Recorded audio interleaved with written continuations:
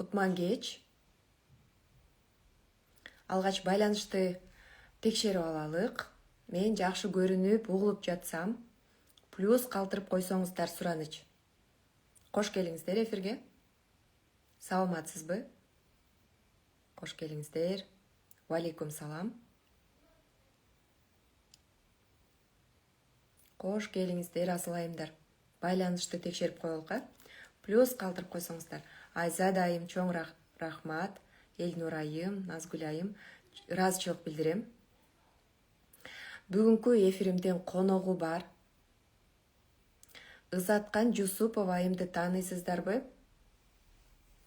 Мен оюмча тааныбаган айым жок болсо керек, Ызаткан Жусупованы. Ошентсе дагы бир аз тааныштырам. Сиздерден жооп күтөм. Ооба тааныйм. Ооба деп жазып койсоңуздар, таанысаңыздар. Тааныбасаңыздар, биринчи угуп жатсаңыздар, жок тааныбайт экенмин деп коюңуздар. Мен кененирээк тааныштырам. Эжекебизди эфирге чакырабыз. Сизге да чоң рахмат. Тааныбайсызбы? Тааныбаган айымдар дагы бар экен. Демек, мен тааныштырайын. Тааныбаган адам жок болсо керек, айымдар жок болсо керек дегенимдин себеби мен Ызаткан айымды, Ызаткан Жусупова айымды билгениме, тааныганыма көптөгөн жылдар болду. Баш аягы бир 4 жыл. Адашпасам 5 жылдан дагы ашышы мүмкүн. Анткени мен 2022 жылы 4 жыл болуп калыптыр. Кундуз Таштанованын СММ погружение деген сабагын окугам. Ал билимдер мага көпкө жардам берди. Анан ушул Кундуз Таштанова айымдын бир гана насаатчылыгын жүргүзгөн өзүнүн партнеру бар. Бул дал ушул Ызаткан Жусупова эжекебиз. Кыскача тааныштыра турган болсом, Кыргызстанга чынында эле таанымал. Тааныбагандар бүгүн дагы таанып, терең таанышасыздар буйруса. Өтө илимдүү, билимдүү, өтө таланттуу, касиеттүү кыргызымдын айымы. Өзүн тааныштыра турган болсом, бизнес-мотиватор, коуч, психолог, талдоо чебери. Талдоо чебери дегенде дагы тереңирээк азыр эжекебизди өзүн дагы эфирге чакыргандан кийин түшүнөсүздөр, бул эмне деген нерсе экендигин. Азыр мен запростон карайын, эжекебиз келип калса, эфирге чакыра берейин.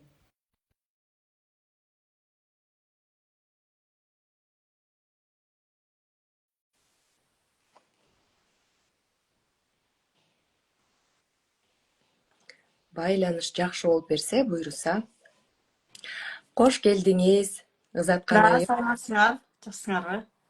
Сизди көргөнүмө абдан кубанычтамын. Кундуз айымдын туулган күнүндө көрүштүк эле, сиздин жаныңызга туруп, сыймыктануу менен сүрөткө түшкөм. Мына ушинтип бүгүн буйрук экен эфирге келип бергениңизге ыраазычылык билдирем чын дилден. Катталуучуларыма сизди тааныштырып жаткам. Кыскача өзүңүз дагы айтып өтсөңүз. Азыркы кесибиңиз мени өтө кызыктырат. Илимиңиз, анан бул илимди жеткирип бере билүү дагы өзүнчө бир талант дейбизби, касиет дейбизби? Таазим касиетиңизге, илимиңизге. Анан ушул тууралуу кыскача, кандайча аралашып калгансыз, биздин катталуучулар дагы чогулгуча өзүңүз жөнүндө кыскачараак айтып берсеңиз эжеке. Саламатсыздарбы, Пери? Мени атайын ушундай түз эфирге чакырып, аудиторияңарга дагы да пайдалуу нерселер менен бөлүшүп жатканыңар үчүн биринчи кезекте ыраазымын. Анан жанатан бери түз эфирде отуруп сөзүңөрдү дагы угуп атам, 4 жылдан бери билем деп. Чындыгында бул методиканы мен Кыргызстанга алып келгениме 21 жылдан бери кошуп эсептесек 5 жыл болду. Жаңы методика, бирок чындыгында биздин жашообузга аябай керектүү. Бул жактан уже жазып башташты, бул кыз ким деп да. Чындыгында адамдар көп учурда билишпейт да. интернетте чыкканыбыз менен көпчүлүгү билгендер да бар, албетте билбегендер дагы бар да. Азыр мисалы каяка барып калсак эле Заткан Жусупова сиздин методикаңыз мага жагат деп көп айымдар кайрылышат. Бул албетте мен үчүн чоң сыймык, анткени именно ошол айымдарга керек болгон үчүн да ушул методиканы мен биринчи кезекте өзүмдүн жашоомдо 2021-жылы пайдаланып, талдоор чебери, орусча айтканда мастер Разборов деген методика биринчи кезекте өзүмдүн жашоомдо пайдаланып, анткени көп учурда биз айымдар жертва болуп эле көп кыйынчылыктарды көрүп эле ошол кыйынчылыктарга чыдап эле жашай берет экенбиз. Көрсө биздин Өзгөчө жашообуз кыргыздын айымдары. да өзгөчө кыргыздын айымдары, анан көрсө биздин жашообуз ал такыр башка жашоо экен. Жараткандын берген көп жакшы жашоодогу жакшы нерселерин көрбөйт экенбиз деп. Анан ушул методиканы мен ошондо аябай ниет кылчумун. Көптөгөн айымдарга жардам берсем, ушул методика аркылуу, ушул методика ар бир айымга керек экен деп кыялданчумун. Бул нерсенин баардыгы менин кыялымда эле жашаган кайсы бир учурда. Бирок көрсө адам кыялданганда жөн эле кыялдана бербейт экенбиз, ал сөзсүз түрдө ишке ашат экен. Жана ошондой эле бүгүнкү күндө ушундай талдоо чебери деп дагы айтып өттүңөр жогоруда да, психолог деп. Булардын баардыгы меники жөн гана билимсиз, кандай десем, такталбаган эмес, именно документ түрүндө талдоо чебери деген диплом алып, талдоо чебери деген сертификатты алып, Атайын академиядан Москвада окугамын. 2021-жылы психолог деп азыр дагы Москвада, даже Кыргызстанда эки тараптан тең окуп атам. Баардыгын тең именно ошол илимий изилдөө тарабынан дагы билейин деп, психология канчалык биздин жашообузга таасир этет деп. Рахмат. Эмне деген сурооңуздар болсо жооп бергенге даярмын. Практика түрүндө дагы көрсөткөнгө даярмын. Чындыгында илимиңиздин ушунчалык тереңдигине баа берем. Сезимдер менен өтө күчтүү иштейсиз. Алгач ошо сурообузду ошолор тууралуу баштагым келип атат да, анткени мен дагы ден соолук багытында марафондорду алып барып келатам. Йога үйрөтөм, денени жумшартуу, тазалоо. Бүгүнкү эфирибиз ошол жан дүйнөнү тазалоого көбүрөөк арналса, ички дүйнөбүздү. Көбүнчө таарыныч, коркунуч, анан өкүнүчтөр жан дүйнөбүздү оорутуп келет да. Анан мен да могу физикалык чыгыш медицинасы деп айтканда, бизде бир эле физикалык дене жок, бир эле физикалык дене эмес, андан сырткары дагы денелерибиз бар. Мисалы үчүн менталдык денебиз, жана биздин эмоциялар жаткан дене дагы бар, биздин информациялар ушул жакта сакталат дегендейчи. Сиз дагы ушул темада экөөбүз ушул жактан өтө жакындашабыз да. Анан сизден сурагым келип атат. Биздин окошкада койдум эле сториске. Биздин катталуучулар ушул багытында көп суроо калтырышыптыр. Обидадан арылышым керектигин билем, бирок кантип арылам? Кайсы техника бат жыйынтык берет? Чыккым келет ушудан деп сурашыптыр. Сезимдер тууралуу айтып берсеңиз. Деги эле методика менен иштегенде, мисалы психология менен иштегенде азыр абдан түрдүү көп методикалар бар да. Биз көбүнчө адамдар мындай деп ойлойт экенбиз да, бир эле жолу иштеп койсом эле болду, менде баардыгы вау деп таптаза болуп кетет депчи. Мисалы мына мен өзүм деги эле психологияга кызыкканыма 18-жылдан бери кызыгып, 18-жылдан бери көптөгөн методикаларды окуп келдим. Азыркыга чейин мисалы болот, канчалык биз адамдар терең иштеген сайын ушуну сөзсүз түрдө ар бирибиз билишибиз керек. Анткени азыр психологияны аябай көптөгөн айымдар, мырзалар окушат да. Канчалык максат койгон сайын ошончолук биздин болдорубуз дагы тереңдеп кете берет. Биздин капачылыктарыбыз дагы тереңдеп кете берет. Казган сайын чыга берет да, мындайча айткандачы. Такыр ноль болуп арылам, мен такыр эч кимге капа болбой калам деген нерсе ал почти болбойт. Себеби дегенде биз тирүү жанбыз да, күндө тамак жегендей эле обидабыз деле күндө чыга берет. Бирок ошондо дагы өзүбүз менен иштеген сайын биз жеңилдеп кете беребиз. Биз жеңилдеген сайын жашообуз оңолуп кете берет. Биздин методикада канчалык терең иштеген сайын ошончолук жакшы да. Мисалы биз ойлойбуз, таарынычтан арылыш керек дегенде, мисалы биз биринчи мастер-кит деген методиканы окугамын мен. Бул жакта балким мастер-кит методикасынын колдонуучулары да болушу мүмкүн. Ал жакта окуганда капачылык бул бир гана меники, бул менин гана оюм деп окуганбыз да. көрсө биз өзүбүз менен иштей бергенде болот экен, бирок ал убактылуу эле болот экен да. Анан кийин мастер разборов деп ага чейин да көптөгөн методиканы окудум. Анан мастер разборов деген методиканы окуганда көрсө биздин ата энебиздин жашоосундагы капачылыктары да, биздин чоң ата чоң энебиздин, тайта тайнебиздин, мындайча айтканда, мисалы медициналык жактан алганда биздин генибизде негизги пайдасын таасир берген проценттик жанагы соотношение деп коет го, ошол процентин эсептеп келгенде 7 текке чейин биздин каныбызда күнгө чейин генибизде жашай берет экен. И ошолордун жашоосундагы болгон нерсенин баардыгы мына бүгүнкү күндө биздин жашообузга аябай чоң таасирлерин тийгизе берет экен да. Мисалы бирөөнүн тамагы ооруса же дагы башка нерсе болсо да, ал мисалы 4-тегинде болушу мүмкүн, ошондой нерсе айтылбай калган сөздөрү да, же бирөө бир аябай капа болгон болсо канча 7-текке чейин да, ошол нерсе менен мына бүгүнкү күндө биз дагы жашай беришибиз мүмкүн экен. Булардын баардыгынын аябай чоң таасирин тийгизет экен. Ошон үчүн көп учурда биз өзүбүздөн гана издебестен бул нерсе кимде болду экен, менин атамдабы же апамдабы деп эгерде биле турган болсок, мисалы азыркы учурда эмоция деп атабыз да. Азыркы учурда менин жашоомдо менин кандай эмоцияга тиешелүү. Эмоция деген эмне бул? Эмоция деген жанагы эле капачылык, таарыныч, айтылбаган сөздөр да, бук, ыйлар, күлкүлөр эмнеден чыгат? Ошол эле сөздөрдөн чыгат да. Бирөөгө бир нерсе деп айтышыбыз керек болду, бирок айтпай койдук да. Айтпай койгондон кийин эмоциябыз башталат. Эмоция бул уже капачылык, таарынычтар башталат. Ошо сөздөр айтылбай калган сөздөн башталат. Ошол жерден айтпай коебуз, анан капа болуп баштайбыз, анан ошол капачылык менен анан энергиябызды жумшап кете беребиз да. Вот ошолордун баардыгын ойлонуп, өзүбүз менен иштегенде алыбыз жетпей жатабы? Демек, бул ата энебиздин эмоциясы. Ата эне, мисалы менин апам өзүнүн апасына капа болсо, бүгүнкү күндө мен деле апама капа боло беришим мүмкүн да. Же жолдошума капа боло беришим мүмкүн. Мисалы, биз бул методикадан иштегенде баарыбыз тең эле да, максаттарыбыз менен иштейбиз.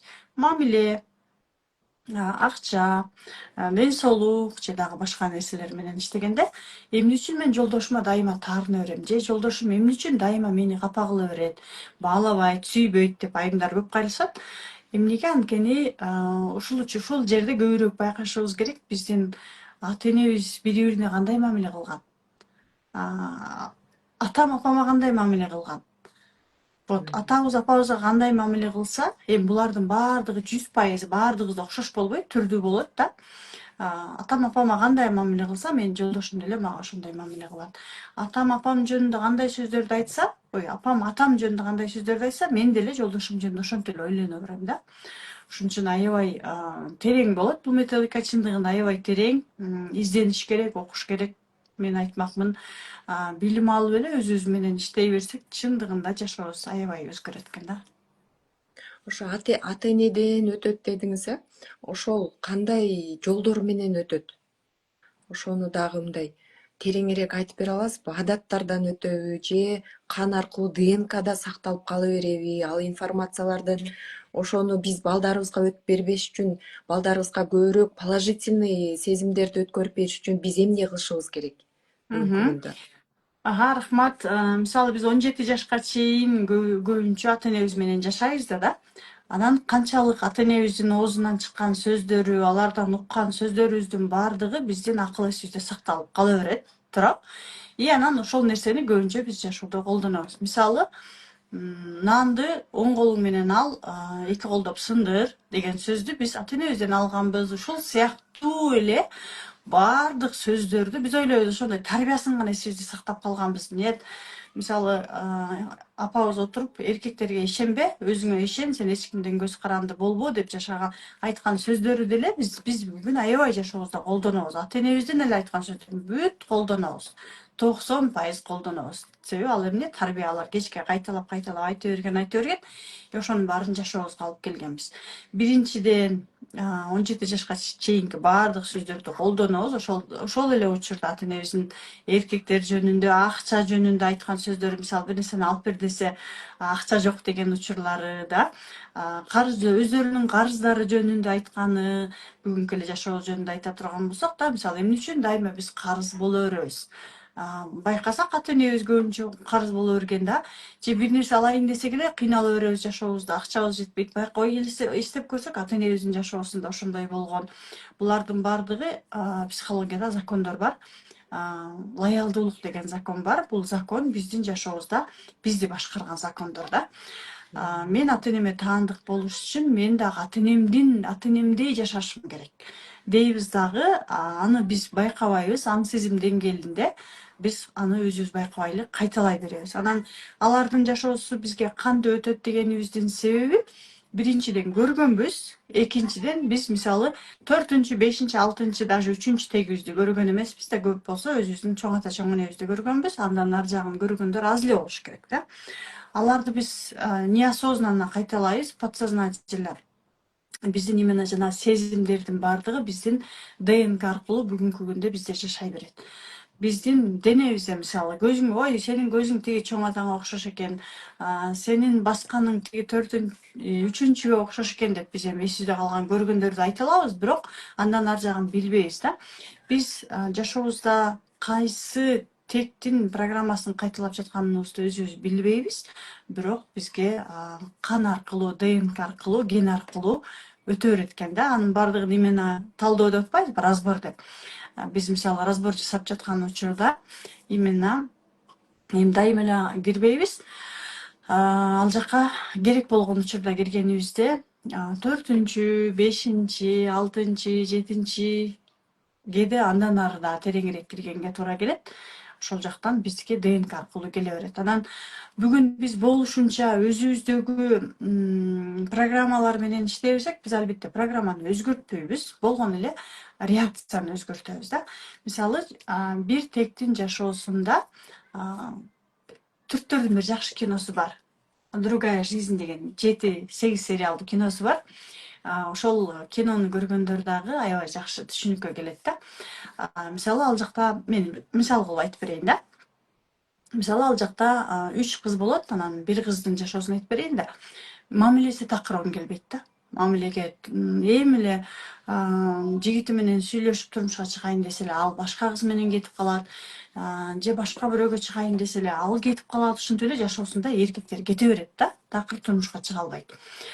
Анан ошол кыздар жашаган айылга могу мастер разборов келип калат. Мурун расстановка деп койчу, расстановка кылган адам келип калат, ал өзү врач болот.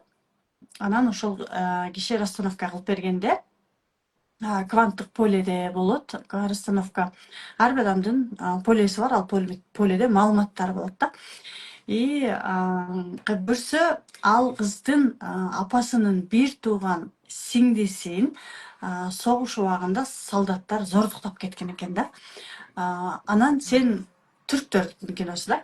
Анан кызым сен зордукталдың, болду, сен менин намысыма тийдиң, менин мындай кызым жок деп элге уят кылдың деп анан кызын атасы атып өлтүрүп коет. Ошондо ошол кыз эжесинин тайжеси да, тайжеси эркек тараптан эки жактан боло алып атпайбы да. Биринчиден бири зордуктап кетти, экинчи эркек атасы өлтүрүп койду да. Ошондо ошол адамдын ошол учурдагы эмоциясында, аң сезиминде эмне деген программа калган? Эркектер жаман деген программа калган дагы. Ошол программа эле кайра эле кийинки поколенияга өтөт дагы. Анан болду, анын жашоосунда эркектер келет, кайра кете берет, келет, кайра кете берет да. Вот ушул сыяктуу эле биздин кайсы бир тегибизде, бул мамиле жөнүндө айттык да. Мисалы кайсы бир тегибизде, мисалы акча жөнүндө айта турган болсок да, акча аябай бай болгон адамдар болгон илгери биздин тегибизде турат. Бай болгон, анан ошол байлыгынын айынан, мисалы айрыкча жана биздин СССР убагындагы кулакка тартуу болгон да, репрессияга кетишкен, акчанын айынан жабыркашкан, акчанын айынан үй бүлөлөрү көп жабыркаган адамдар болгон да. Анан ошол учурда биз азыр деле айта беребиз го, ач отур, тынч отур, ой байлыктын деле кереги жок, мен бай болсом тигинип кетет, мынтип кетет деген ошол жактан көбүрөөк келет да. Анан бүгүнкү күндө биз канча аракет кылып иштебейли жашообузда акчалар болбойт да, көбөйбөйт. Аны биз билбейбиз. Анан көрсө биздин именно кан түртө берет да. Аң сезим деңгээлинде ошолордун баардык программалары бизде иштей берет да. Бизге жолотпойт ушундай мамилени, акчаны да башка көп нерселердичи. Аны биз диагностика кылган учурда, мисалы кагазга жазып диагностика кылсак болот. Мисалы бир кагазга чоң акча деп жазсак болот, а бир кагазга жок акча деп жазсак болот дагы. Анан ошону колубузга эле кан деп атпайбызбы да, колубузга денебиз аркылуу биз аябай көп нерсени сезебиз. Биздин денебизде аябай көп маалыматтар болот. Мисалы биз жанагындай ретрит кылган учурларда дене аркылуу көп диагностикаларды жасаганда биз сезе алабыз да. Биз өзүбүздөгү аябай көп мүмкүнчүлүктөрдү билбейбиз. Өзүбүз бир Кудайдын керемет бир жаратылышынан түзүлгөн нерсе экенибизди билбейбиз. Эми булардын баардыгы эми жаңы изилденип келе жаткан нерселер да. Мисалы ДНКны азыр аябай изилдеп атышат, гендерди аябай изилдеп атышат. Эми албетте биз укмуш прям жогорку деңгээлде жетпесек дагы жашообузга керектүү ушундай билимдерди алып пайдалансак болот экен. Кандай сонун маалыматтар. Ошондо жана келаткан цепочканы үзүш үчүн кайрадан эле өзүбүз изилдеп, денебизди тыңшап, анан ушундай техникаларды, адистердин жардамы менен ошону чечкенге аракет кылышыбыз керек экен. Күнүмдүк адаттарыбызда жанагы туура адаттарды киргизүүдө кандай техника бере аласыз, Заткан эже? Күнүмдүк адаттарда жана сөздөрүбүздү ата энеден угуп, мисалы үчүн акча колдун кири деген сыяктуу, ошолорду терең алмаштырыш үчүн кандай техника бере аласыз менин катталуучуларыма? Ушундай чындыгында аябай көп сөздөр биздин жашообузга аябай чоң таасир эткенин биз байкабайбыз да. Именно ошол сөздөрдүн таасири менен дагы көп учурда жашайбыз. Ар бир сөздүн мааниси, ар бир сөздүн таасири аябай чоң да. Жана кыргыздардын аябай сонун сөзү бар го, жылуу сөз жылаанды ийинге киргизет деп да. Жылуу сөз уксак, ошол именно бир эле сөз эле, ошо сөзгө эле биз таарынып кетип калышыбыз мүмкүн да. Бир эле сөзгө ошол адамга прям жан дүйнөбүздү полный ачып берип коюшубуз мүмкүн бир эле сөздүн таасири менен да. Вот именно ошондой сөздөргө берилип кетпей, даже өзүбүздүн оюбузду сөздөрдүн жардамы менен, оюбуздун жардамы менен жашообузду өзгөртсөк болот деп атпайбызбы да. Анын баардыгын биз көбүрөөк эмне үчүн ошол сөздөр таасир берет? Биз өзүбүздүн кандай десем, мисалы мактоону айта турган болсок да, мисалы баланы ата энеси мактаган жок. Дайыма только претензия, сен мондай кылышың керек деген претензия менен өстүрдү же строго талап менен өстүрдү да. Сырттагы адамдар мисалы көбүрөөк макташат да. Ой, азаматсың, сен вообще сонтурбайсың, молодец дегенде, ал адам үйдөн мактоо көрбөгөн адам жылуу сөз издейт дагы анан эмне болот? Сырттагы адамдарга ыңгайлуу болуп баштайт да. Бул жерде көбүрөөк таасири эмнеде болуп атат? Ата энеден мактоо алган жок, капачылык деп айтсак болот да. Бул жерде капачылык менен иштеп, именно ошол сөздөрдүн арка жагында эмне жатат? Баягы эле капачылык, таарынычтар жатат. Ата энеге болгон капачылыктан биз кайра келип ата эне дей беребиз да. Себеби дегенде биздин негизги фундаментибиз, жашообуздун негизги эле фундаменти бул ата энебиз. Бизди ата энебиз тарбиялаган. Даже кичинекей лялечкаларга айткан сөздөрдү мен баягы психологияны изилдеп келген үчүн ар бир ата эненин баласы менен сүйлөшкөн сөзүнө, жасаган мамилелерине, жолдоо мындай адамдардын арасында көп байкайм да. Кичинекей балдарга аябай көп программаларды беребиз биз. Биз ата эне ушунчалык баланы көкөлөтүп да кое алабыз жашоосунда, баланы тебелеп да кое алабыз. Анан биз айта беребиз го, ой ата эне кантип ошентсин, ата эне кантип тигинтсин, ата эне кантип баласына мынтсин дей беребиз. Бирок чындап келгенде ата эне именно ошол баланын эртеңки жашоосундагы түрдүү сөздөргө, жашоосундагы түрдүү сөздөргө негативге кирип кетпеш үчүн да же позитивде жүрүш үчүн именно ата эне аябай чоң таасирин тийгизет. Мен келечекте көп пландарым бар, буюрса, Кудайым буюрса деп ушул методиканы прям кичинекей кезден баштап бала тарбиялоодо дагы прям ар бирин бергим келет да. Биринчи кезекте осознанный ата эне, анан осознанный тынч. ата эне болушубуз керек экен демек, э? Да, анан Ошону биз эмнеден баштайбыз? Заткан эже, биринчи осознанный, мисалы кезекте үчүн биз биринчи кезекте биз балага тарбия берерден мурун өзүбүздү тарбиялашыбыз керек экен. Мисалы мен деле ата энемин да, менин деле балдарым бар. Мисалы мен мурунку бул методикага чейинки балдарыма берген тарбия менен айткан сөздөрүм менен азыркы сөздөрүмдү аябай салыштырам. Жана дайыма оозуман ал сөздөр автоматтык түрдө чыгат. Мисалы бир нерсени жасайм десе, дароо оңдоп баштайм да. Бир нерсени туура эмес жасап койсо, дароо претензия кылып баштайм дагы. Ошол момент эле өзүмдү өзүм оозуңду жап деп эле. Себеби дегенде мен өзүм ошондой тарбияда чоңойгом да. Дароо ката кетиргенге бул бизге болгон эмес. Бир нерсени жасап койсоң, колуңан келсе жасабайсың, болсо эмнеге жасайсың деген сөздөр айтылган туурабы. Сөздү сүйлөгөндө дагы ойлонуп туруп сүйлөбөйсүңбү, бул эмне деп сүйлөп салдың деп аябай көп претензиялар айтылган. Мен точно эле ошондой претензияларды балдарыма айтып салам кээде. Анан даже айтайын деп даярданып баратып, өзүмдү тартып калам. Оозуңду жап, прям нет, андай сөз айтпа, мындай кыл деп өзүмдү дайыма тарбиялап турам да. Ата эне ошо биринчи кезекте өзүн тарбиялаш керек. Анан Чоң балдар рахмат. ошол нерсени ала алып анан жашоосунда пайдалана берет. Көбүнчө биз өзүбүзгө ата эненин көзү менен карайбыз. Мисалы сиз жана айтып атпайсызбы, кантип ойлорубузду оңдосок болот, кантип ойлорду терс таасирден оң таасирге, позитивден негативге өткөрүшүбүз керек деп да.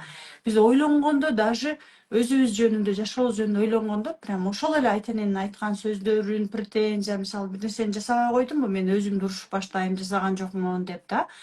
Жасагым келген жокпу, өзүмдү кыйнап жасап баштайм.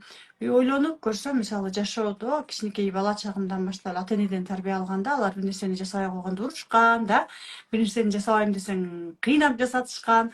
Бүгүн деле точно эле ошол ата энебиздин бизге жасаган мамилесин кайра эле бүгүн өзүбүзгө өзүбүз жасай беребиз да. Бул жерде кеп ата энени күнөөлөгөндүк эмес. Көпчүлүк ойлошот, сен ата энени күнөөлөп атасың. Нет. Биз ата энеден алган программаны уже болду. Мисалы мен 45-ке чыктым, болду. Уже мен кайра бала чактан кайра башынан тарбиялай албайм. Туура ата энем өздөрүнүн колдорунан келген тарбиясын берди. Анткени алардын ата энеси ошондой тарбиялаган. Жакшы жактары албетте бар. Жакшы жактары көп. Бүгүнкү күндө менин жашоомо тоскоол болгон эле нерсени мен ата энеме ыраазычылык айтып эле, алардын тарбиясын, негативдерин, претензияларын ыраазычылык менен өздөрүнө берип эле да, булардын баары менен иштөөгө болот. Берип эле анан мен өзүмө мисалы жасагым келбейт, уруксаат беришим керек да, мага азыр жасабасам болот, эс алганга болот, эс алганга уруксаат беришим керек да.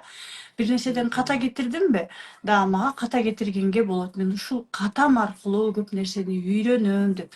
Мен бүгүнкү күндө өзүмө көп нерсеге уруксаат берсем эле, оңой кетем алдыга. Өзгөрөм, осознанный жашайм деген ар бир адам демек өзүн өзү талдоону үйрөнүп алыш керек экен да, ушундай техникаларды. Мен билем сиздин сабактарыңыз бар, тереңдетип үйрөтөсүз.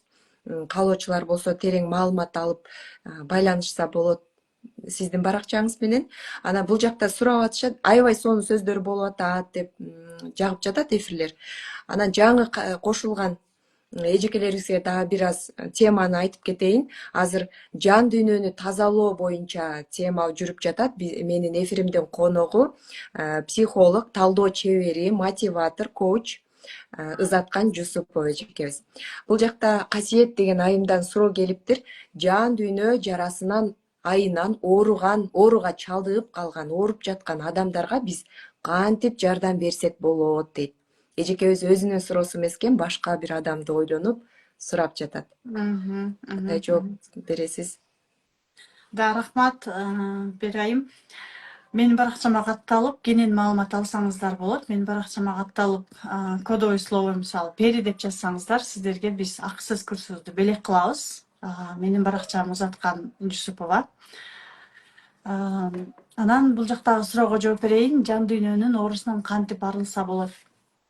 Бизде аябай көп адамдар бар. Мен өзүм дагы бул психологияны, именно ушул методиканы жан дүйнөмдүн оорусунан, жан дүйнөмдүн оорусунун айынан келгем. Жан дүйнөнүн оорусу дегенде, анын биз негедир эле бир тынчсызданып эле өзүбүздү бир жерге кое албай жүргөн учурда эмнеден экенин өзүбүз билбейбиз да. Анын себептери аябай көп болот да.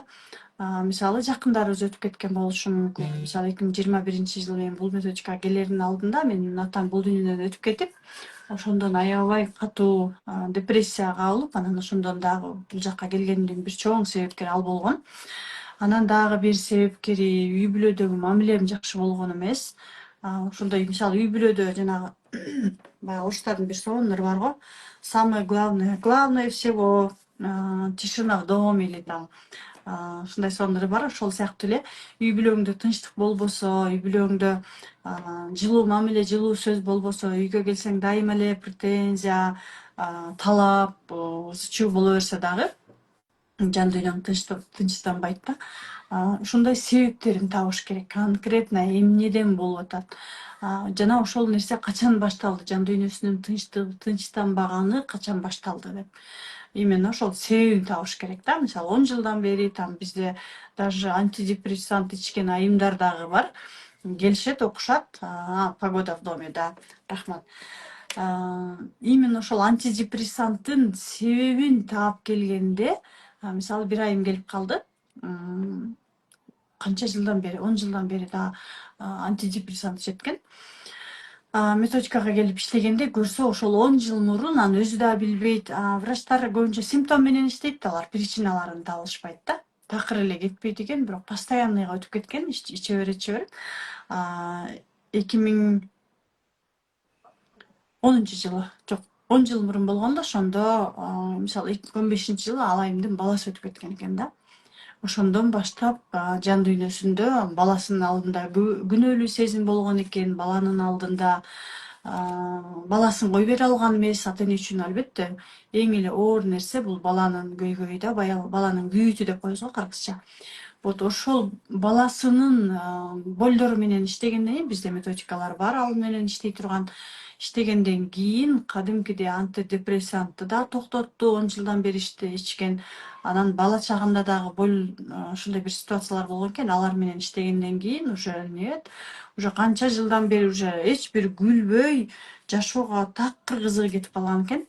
Анын баардыгынан чыгып, прям даже акчасы көбөйүп, мамиле куруп, прям сонун болуп өзгөргөн да. Ошон үчүн себебин таап эле иштеш керек, тамырын табыш керек, болдун себебин. Сонун. Бул жакта дагы сурашыптыр. Ырыскүл айым сураптыр. Мен дайым агрессивный болуп жүрө турган болуп калдым. Кантип арылайм дейт. Агрессия сезими тууралуу сурап атат. Эмоциясы. Да, агрессивный болгонунун себеби, мисалы биз жакында эле бир ретритте именно ошол эмоцияны чыгарган менен иштеп, ал жактан эми көптөгөн айымдар билбейт эмоция эмне экенин түшүнүшпөйт, билбейт. Фейсбукка чыгарсак, ал жактан Фейсбуктан дальше репост кылышып, бул эмне, биз каяка баратабыз, эмне болуп атабыз дешипчи. Ушинтип чыгарышыптыр да. Эмоцияны чыгарып кыйкыра деп кыйкырып атат ал жактачы, ретритте. Анан именно ошол эмоция бизде аябай чоң таасирин тийгизет. Агрессияга, ден соолукка, мамилеге, акчага. Именно ошол эмоциябызды чыгарбай эле баардыгын жутуп, ичибизге катып, бук болуп эле баардыгын айтсам болбойт, сүйлөсөм болбойт, кой уят деп эле, эл эмне дейт деп баардыгын өзүбүздүн ичибизге беките беребиз, өзүбүздү тыя беребиз. Ошол учурда анан кийин биздин эмоциябыз деген бул жаратылыш сыяктуу да. Мисалы жамгыр жаап атат, күн тийип атат, кар жаап атат, суук болуп атат, ысык болуп атат деген жаратылыштын баарынын орду. формуласы бул нормалдуу көрүнүш. Ошол сыяктуу эле биздин ыйлаганыбыз, күлгөнүбүз, каткырганыбыз, бакырганыбыз баардык эле эмоциябыз нормалдуу болуп эсептелиниш керек да. Анан нормалдуу болуш керек деп эле, конечно, элдин баарына бакырып кыйкыра бериш керек эмес. Именно ушундай практика жүзүндө, практиканы пайдаланып, кандайдыр бир психологдордун жардамы менен эмоцияларыбызды эч кимге зыян келтирбей чыгарсак, мисалы мен спортко бардык, ал жактан чыгарып келдик, же ойнодук кандайдыр бир, же ушундай бир нерселерге барып келгенден кийин өзүңөр деле байкасаңар керек. Мисалы тойго барып өлө бийлеп, прям жыргап, подружкалар менен сүйлөшүп келдиңер, үйгө келгенде Кем? уже эч ким менен урушпайсыңар, урушкуңар деле келбейт да. Анан үйдө отуруп калдык, мисалы айрыкча айымдарда бир жума үйдө отуруп калдык, эч ким менен сүйлөшкөн жокпуз, только үйдүн эле оокаты менен. Анан балдарыбызга кыйкырып баштайбыз, күйөөбүз менен урушуп баштайбыз. Эмнеге? Анткени эмоциябыз чыкпай калды да, бук болуп баштады. Чогулуп калды. Ошону дайыма да чыгарбасак биз агрессивный боло беребиз. Анан эмоцияны сыртка чыгарбаганда, эмоция биздин ички дүйнөбүздө жашай берет дагы, ал биздин энергиябыздын 85% алып кете берет. И ошол учурда дагы биздин акчабыз азаят, мамилебиз начарлап баштайт, ден соолугубуз начарлап баштайт. Бул негизинен эле эмоция, сезимдерди чыгарып турушубуз керек. Демек, агрессия дейбизби, обида дейбизби, өкүнүч дейбизби, кандай гана эмоция болбосун, ошону экологично чыгарганды үйрөнүп алышыбыз керек экен, туурабы? Да, Ичибизге да, чогултпаганды. Анан да. алдыда дин тууралуу дагы айтып өттүңүз, мындай түшүнүктөр тууралуу, психолог тууралуу айтып өттүңүз. Анан бул жакта Касиет эжекебиз дагы бир суроо узатыптыр. Дагы эле өзү жөнүндө эмес экен, башкаларды көбүрөөк ойлоп атат Касиет эжекебиз. Динге дагы, психологдорго дагы ишенбеген адамга кантип жардам беребиз деп атат. Мгм. Биринчиден Касиет айымга айтмакмын, эгерде өзү эмес башкалар үчүн жардам берем деп аракет кыла берген болсо, анда чынын айтканда ал адам жардам бере албайт эч кимге. Биз өзүбүзгө гана өзүбүз көп учурда жардам бере алабыз да. Мисалы башка адамдарга, мисалы биз эмне деп айтсак болот, ушундай же намаз окуу да. Мен мисалы көбүнчө адамдарга айтам, жүрөгүңөр каалаган нерсени жасагыла. Намаз окуңар келип атабы, намаз окугула. Психологияны окуңар келип атабы, психологияны окугула. Кайсы мүмкүнчүлүк силерге жардам берсе, ошол нерсени пайдалангыла. Эгерде психология менен намазды экөөнү бир алып кетсе, андан дагы жакшы болот да. Себеби дегенде, намаз бул жогорку деңгээлдеги аң сезимдүүлүк, психология именно ошол намазга чейинки түшүнүктөрдү өзүбүз менен иштөөгө жардам берген курал да, методика. Суроо, айымдын суроосу, адамдарга кантип жардам бериш керек? Эмне деген эле суроосу? Психологко дагы, анан динге Да, дагы ишенбеген ишенбеген адамга адамдарга, кантип да, жардам? да, ал адам көп учурда именно ошондой адамдар жашоосунда көп жабыркайт деп айтмакмын. Себеби дегенде мен акылдуумун, мен мындаймын, мен дей бергенде ал адам андан бетер эгосу көтөрүлөт деп коюшат го. Эгосу жогорку деңгээлде болгондо көп учурда жашоосунан жабыркайт. Именно мен ойлойм да, ушундай эголорубуз аябай күчтүү болгондо анан жаратканын бизге түрдүү сыноолорду берип анан эгобузду сындырат экен да. Ал адам өзү келиш керек, түшүнүккө өзү келип, өзү түшүнүп, өзү кабыл алганда анан өзгөрө алат. Ал адам балким намазга келип түшүнүгүн өзгөртөт, балким психологияны окуп түшүнүгүн өзгөртөт, балким экөөнү бирдей алып кетет. Анан дагы өзүнүн убагы келет. Биз эч качан бирөөлөргө жардам бере албайбыз. Туура кеңешибизди беришибиз мүмкүн да, беришибиз мүмкүн, сунуштарыбызды айтышыбыз мүмкүн, бирок чечимди албетте ар бир адам өзү кабыл алат. Айтылат го, адам Кудай таалам ушундай жардам бергиси келип турса дагы ал өзү түшүп келип жардам бербейт. Ал кайра эле ал адамдын өзүнүн колдору менен өзү жардам мындай бирөөнү Да, себепкер кылып жөнөтөт дегендей. Демек ар бир да. адам өзүнүн гана үстүнөн иштеш керек экен. Башка бирөөнү өзгөртөм деп, деги эле жардам берем деп бир аракет кылбайлы өзүбүздүн үстүбүздөн эле иштей беришибиз керек экен. Саламатсыздарбы? Ушундай жакшы прямой эфир уюштурган Пери сиңдиме рахмат. Алла ыраазы болсун. Сенден Ызаткан Жусуповага да чоң ыраазычылык билдирем деп жатышат.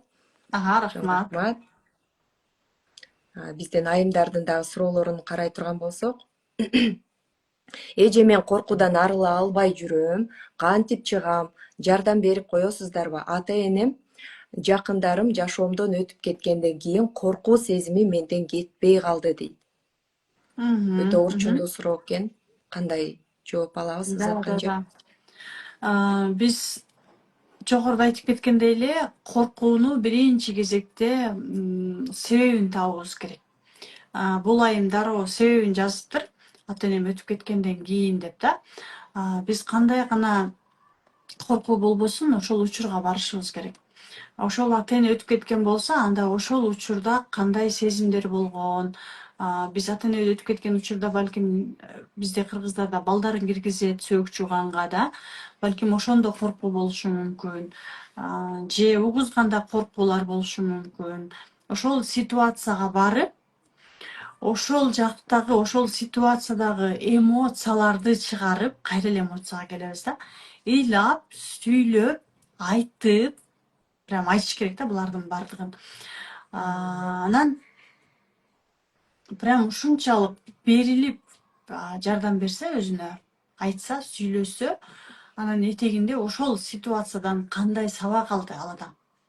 Мисалы ата эненин өтүп кеткени бизге кандай сабак берди да, көрсө ата эненин өтүп кеткендери бул бизге кандай сабак бериши мүмкүн. Адам түбөлүк эмес, биздин ата энебиз түбөлүк эмес, эртең биз деле түбөлүктүү эмеспиз, биздин балдарыбыз деле түбөлүктүү эмес, баарыбыздын тең барар жерибиз тиги дүйнө.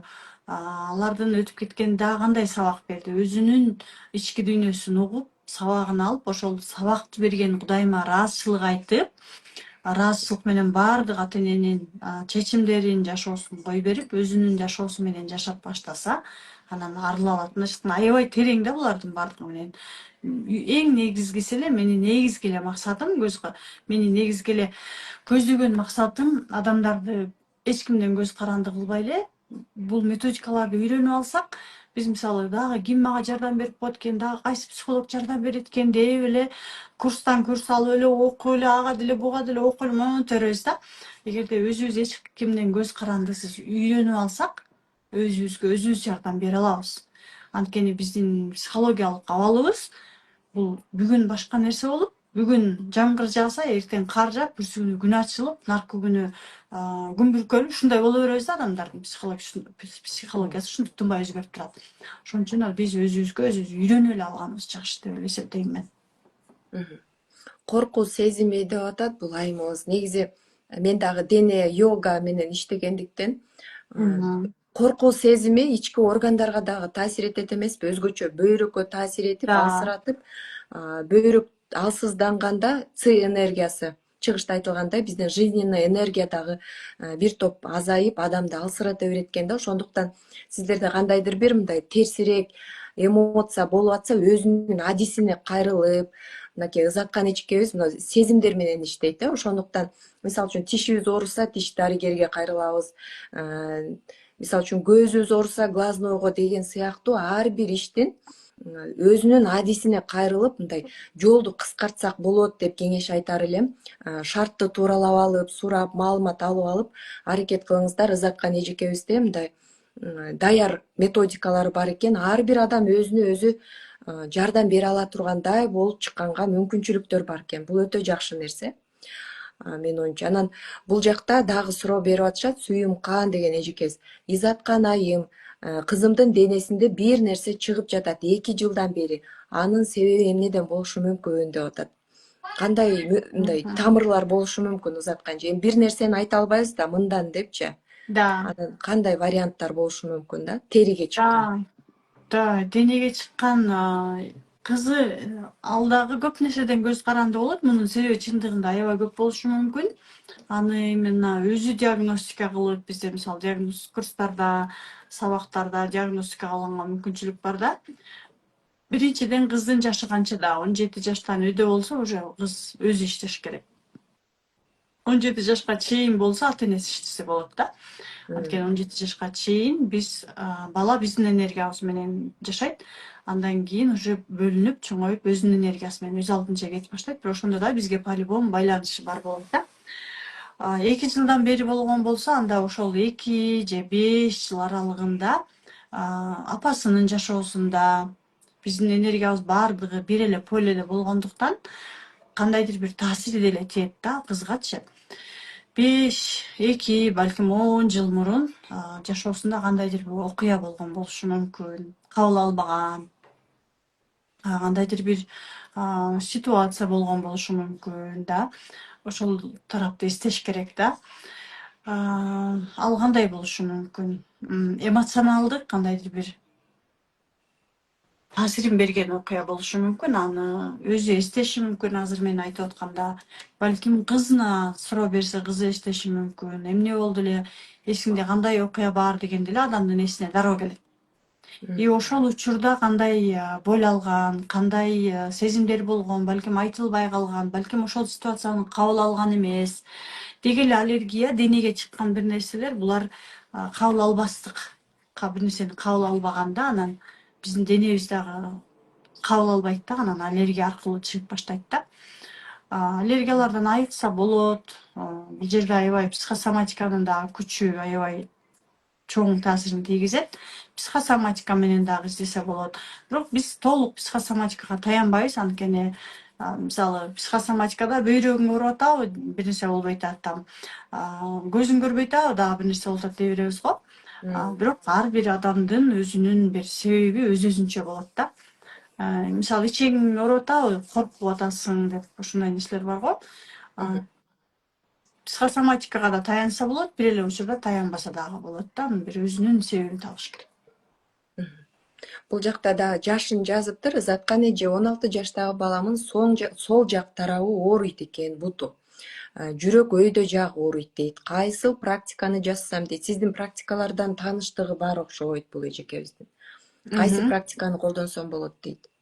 Сол тарап болгон болсо, бул көбүрөөк бизде психологияда бизде шарттуу түрдө биз экиге бөлүп алганбыз. Сол тарап бул апага тиешелүү, оң тарап атага тиешелүү деп бөлүп алганбыз.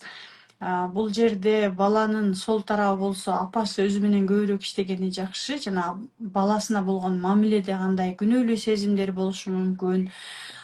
Эгерде жүрөк тарабы болгон болсо, коркуу болушу мүмкүн. Балким баласына эне жакшы көргөнүн толук айтпашы мүмкүн да. Же кандайдыр бир боль болушу мүмкүн. Көбүнчө боль, биз кандайдыр бир боль болгондо биз жүрөгүбүзгө сактайбыз ал больдордучу. Ошол эле учурда айымдын, суроо берип аткан айымдын уулу жөнүндө айтып атпайбы, ал өзүнүн атасы жөнүндө айтып аткан болушу да мүмкүн. Атасы менен да иштөө керек болот да. Жакшы сөздөрдү жазып аткан эжекелерибизге чоң ыраазычылык билдиребиз. Бул жакта сиңдилерибиз да суроо узатып атат. Жаш кыз экен. Айсулуу айым, саламатсызбы? Ата-энемди кантип кабыл алам? Таарыныч, өзүмдү кабыл алып, жолдошум кой берип, өзгөргүм келип жатат дейт. Кандай багыт бере аласыз? Таарыныч менен, ата-энесине болгон таарыныч менен биринчи кезекте иштөө керек. Өзүн кабыл алуу боюнча жана жогоруда айтып кетпедимби мен? Деги эле өзүбүздү кабыл алуу, өзүбүздү сүйүү, бул биз өзүбүзгө ата-эненин көзү менен карайбыз депчи. Эгерде ата-энебиз бизге претензия кыла берсе, претензия менен карайбыз. Алар бизди мисалы кебетеңди карачы, раңсыз болбой жашына кийинчи деп. Эми алар чындыгында бизди жакшы адам кылгысы келген. И ошол тарбиясы менен эле бир эле учурда бизди капа кылып алган учурлар болгон. Ошол ата-эненин айткан сөздөрү менен көбүрөөк иштөөбүз керек. Өзүбүздү сүйүү үчүн дагы ата-эне менен иштөө керек. Мунун тамыры мына ошол жакта жатат. Жолдошумду кой берип дегени мен түшүнгөн жокмун. Эми кандай максатта? Биз психологияда деле эч качан ажырашыңыз болду кетириңиз деп айтпайбыз. Эгерде жолдош менен болуп аткан мамиледе кандайдыр бир боль болсо, анда ошол больдун причинасын, түпкү себебин таап иштеңиз, болушунча үй бүлөңүздү сактаңыз деп айтабыз. Үй бүлөнү сактап калууга мүмкүн болот. Анткени мен өзүм сактадым, көптөгөн айымдар сактап келе жатышат да. Иштөөгө болот. Бирок техникалар менен, конкретно берилген техникалар менен иштесе болот. Мына 1-сентябрда бизде буюрса жаш өзөгү деген курс башталат. Ал жакта баардык техникаларды майда чүйдөсүнө чейин бөлүп берем.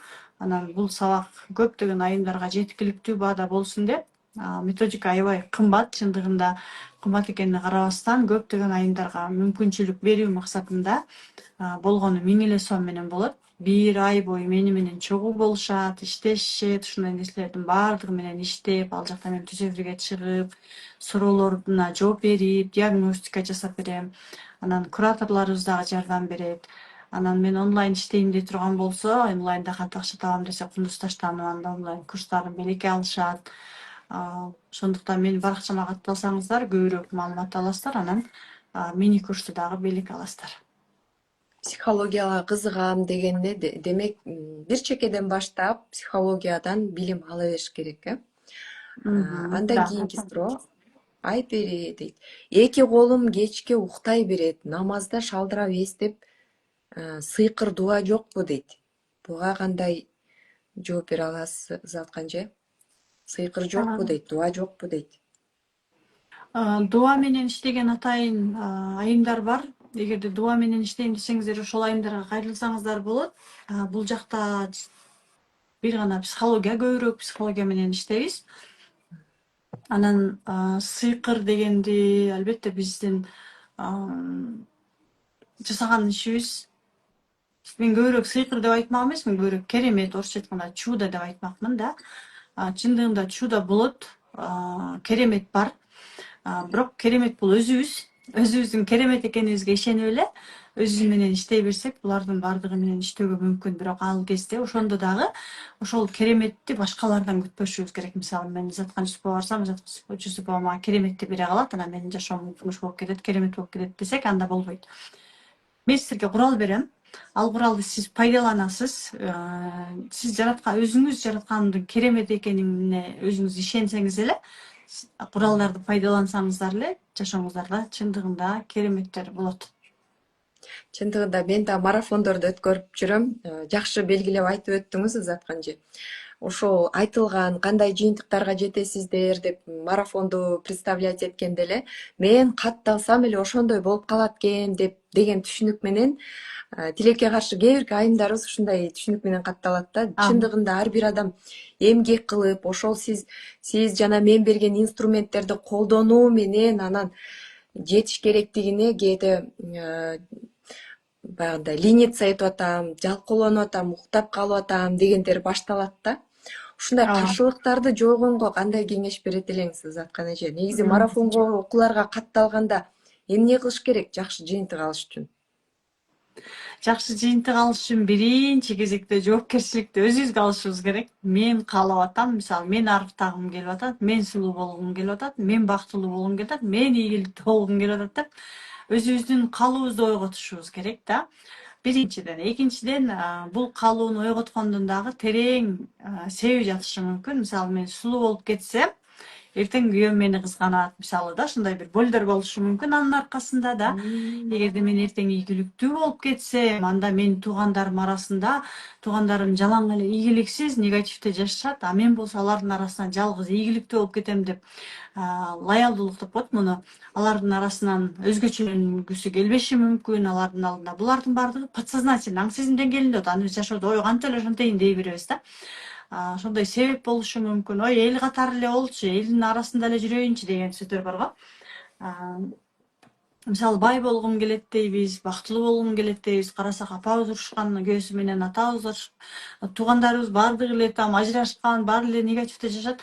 Ой, алар ушинтип жашап атат, мен деле ошондой эле жашашым керек деп биздин программабыздын баардыгы өзүбүздө жашап аткан программалар дагы бизди өзгөрткүсү келбейт.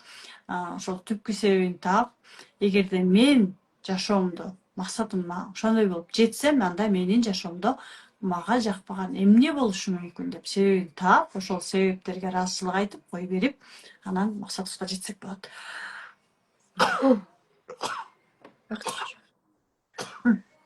Сак болуңуз ар дайым. Бул жакта мамиле жөнүндө дагы жогоруда айтып өттүңүз. Зарылканча өз башыман деле өттү. Канчалан айымдарга ушу жакшы багыт берип келатабыз, үй бүлөлөр сакталып атат деп атасыз. Бул өтө жакшы нерсе. Бул жакта дагы бир айым суроо берип жатат. Жолдошума болгон таарынычты жүрөгүмдөн кетире албай эле койдум. Мага карама каршы мамиле кылат күйөөм. Ошондо мен ички ой жүгүртүүмдү кандай өзгөртүшүм керек дейт. Жогоруда айтып кеткендей эле, биз баардык нерсени ата энебизден издейбиз. Бул ата эне дегенде биздин ата эне менен иштеш керек десе, эркек айымдар бар, мырзалар бар. Ата энеге бар эле капачылыктарын айтып, ата энеге таарынып, ата эне менен наоборот мамилебизди буза беребиз да. Чындап келгенде биздин ата энеге берилген, биздин ата энеден алынган, ата эне бизге берген өзүбүздөгү программа. Ал деген сакталып калган, айткан сөздөр бейибизде сакталган, акыл эсибизде сакталган. Ошолор менен эле иштөөбүз керек. Ата эненин өзүнө каралып таарынып кереги жок. Анткени биздин ата энебиз бизди жакшы болсун, ушул жашоосунда эртең кыйналбасын дегендей колдорунан келген эле аракетин жасаган, колдорунан келген сөздөрдү эле айтышкан да.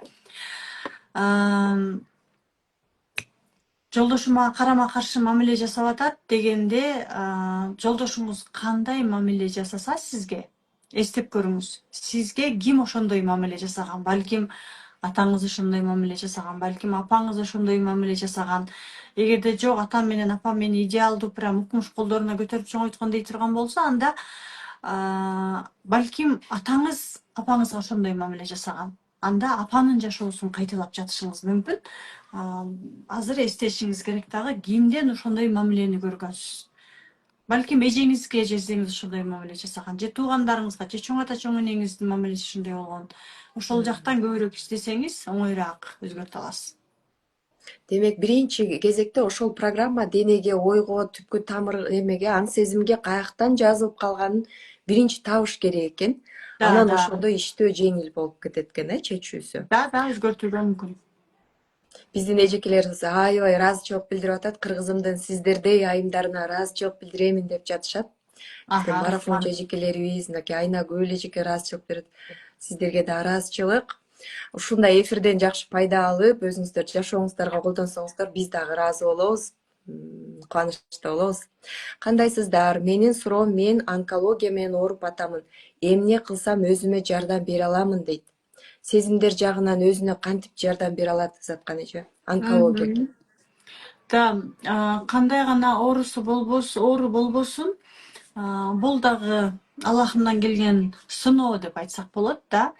Анан ушул оору аркылуу сиз эмнени түшүнүп атасыз? Аллахым сизге ушул оору аркылуу эмнени айткысы келип атат?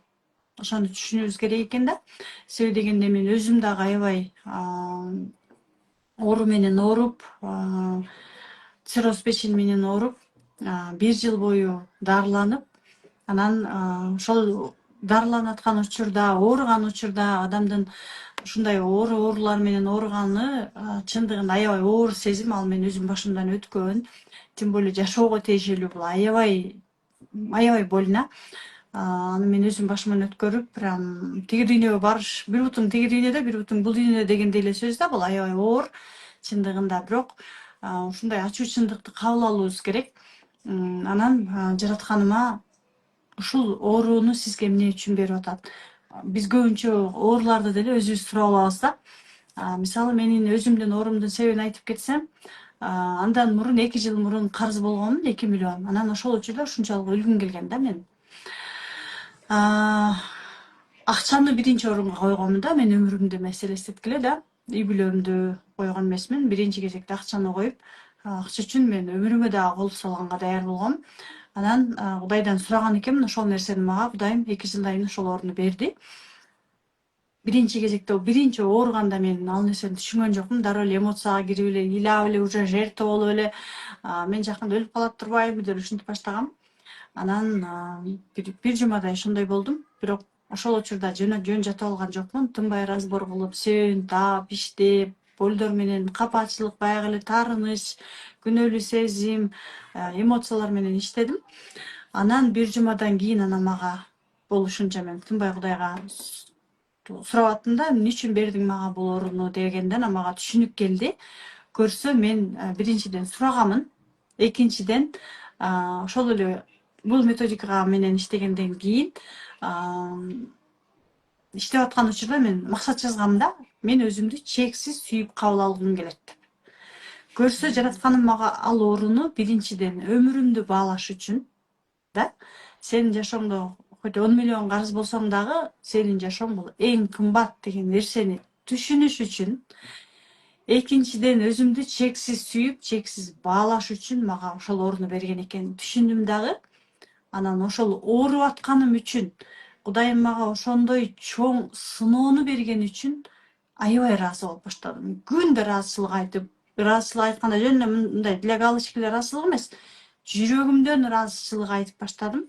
Анан тынбай өзүмө разборлорду жасап аттым. Анан күндөн күнгө оңолуп, бир 40 күндүн ичинде эле больницадан чыгып кеттим. Туура медицинанын дарысын токтоткон жокмун, тынбай ичип аттым, 1 жыл бою ичтим. Бирок ошондо дагы тез эле айыгып кеттим, Кудайга шүгүр. Ошон үчүн табышыбыз керек да, мага ушул сыноону эмне үчүн берип атат. Мен ушул өзүмдүн ситуациям аркылуу сиздин сурооңузга жооп бере алдым деп ишенем.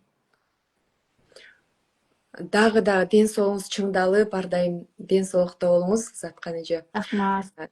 Ушу башыңыздан өткөзгөн практиканын негизинде канчалаган адамдарга дагы жардам берип атасыз деп ушунчалык ыраазычылык айтабыз. Чындыгында ыраазычылык сезими өтө мындай чудаларды жаратат экен.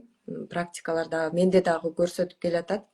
Бул жакта айымдар тыйынымсыз ыраазычылык айтып жатышат.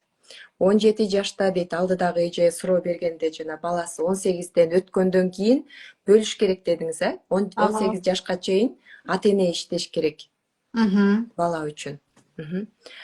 Бул жакта Айпери чоң рахмат ушундай сонун маалыматтарды бөлүшкөнүңүздөргө.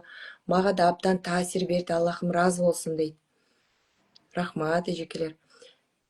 Рахмат. Бетиме кийинчерээк эле дактар көбөйүп кетти. Мурда бетим таптаза эле. Анализ тапшырсам да таза чыгат.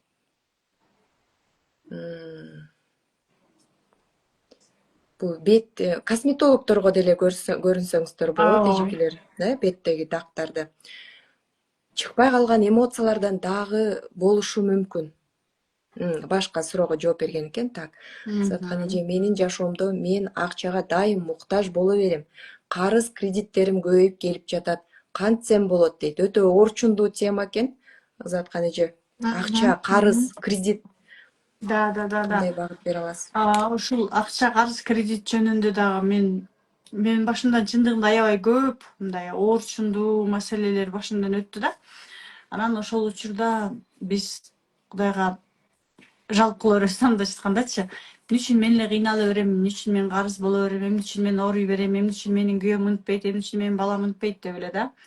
Көрсө ошол башымдан өткөн окуялар аркылуу мына бүгүнкү күндө көптөгөн айымдарга себепкер болом, анан түшүнөм да. Анан мисалы мен карыз болбосом, карыз болгон айымдарга таң калмакмын да, эмне эле карыз боло бересиңер депчи.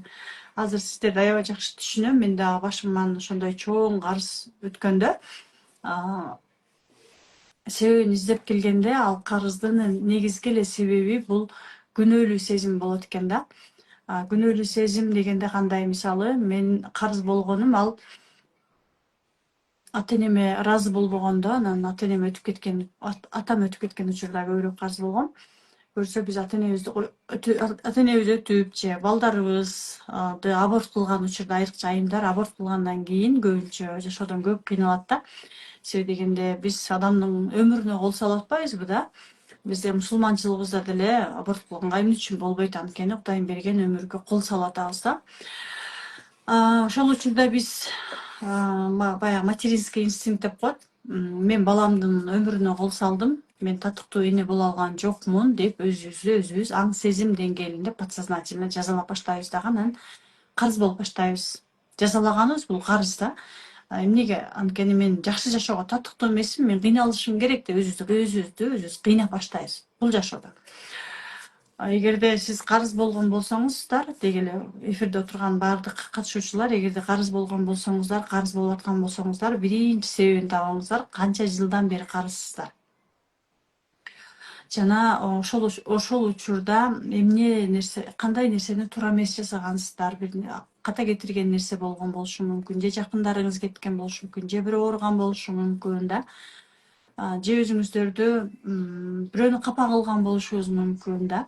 Ошол ситуацияларды эстеп, анан ошол ситуациядагы күнөөлүү сезим болгон болсо, күнөөлүү сезимдерибиз менен иштөөбүз керек. Анан көп учурда биз карыз болгонубуздун себеби ата энебиздин жоопкерчиликтерин же бир туугандарыбыздын жоопкерчиликтерин алып алып деле өзүбүздүн мойнубузга көтөрүп эле жүрө беребиз да. Ошондо да карыз болобуз. Себеби дегенде энергиябыздын баардыгы апабызга, атабызга, бир туугандарыбызга баарына жумшап салабыз дагы. энергиябыз минуска түшөт. Ошондо да карыз болобуз. Карыздын негизги себептери ушулар. Эми булардын баардыгы менен азыр мен айтып гана атам, булардын баары менен иштөөгө болот, иштеш керек и плюска чыксак болот. Мгм. Биз Түш карызсызбы, боюнча. демек энергиябыз минуста. А энергия деген бул эмне? Энергия барабар акча, акча. Энергияны плюска көтөрүүчү техникаларды колдонуш керек экен демек, э? Да. Энергияны минуска түшүргөн ошол күнөөлүү сезим, капачылык, эмоция, жабылган эмоциялар, булардын баардыгы энергияны алган сезимдер. Түш боюнча дагы сурап жатышат. Түш кайталана берүүсү эмнеден болот? Ажаткана мүрзөлөр кире берет дайыма дейт. Жооп күтөм дейт. Мен булардын баардыгын түш жоруу боюнча кесипкөй эмесмин.